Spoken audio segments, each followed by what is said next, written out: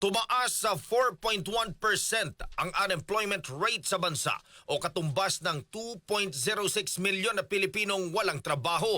Ayon kay Philippine Statistics Authority Undersecretary at National Statistician Claire Dennis Mapa, mas mataas ito sa 3.9% na unemployment rate na naitala noong Marso ngayong taon. Pero mas mababa sa naitalang jobless rate noong Enero na nasa 4.3%.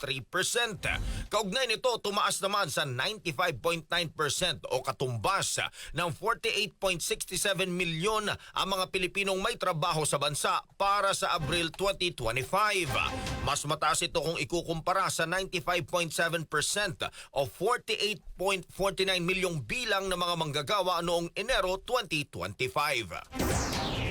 Itong Abril 2025, 13 reyon ang bumaba ang unemployment rate kumpara noong Enero 2025.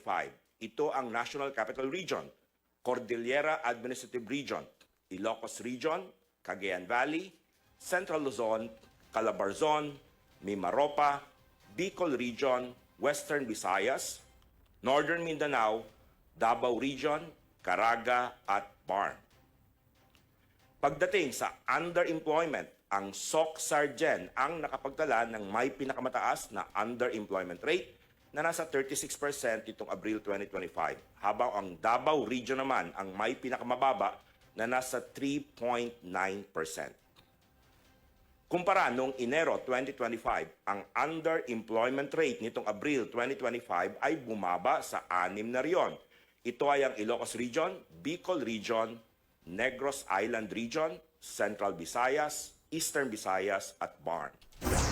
Yan po ang tinig ni PSA Undersecretary at National Statistician Claire Dennis Mapa.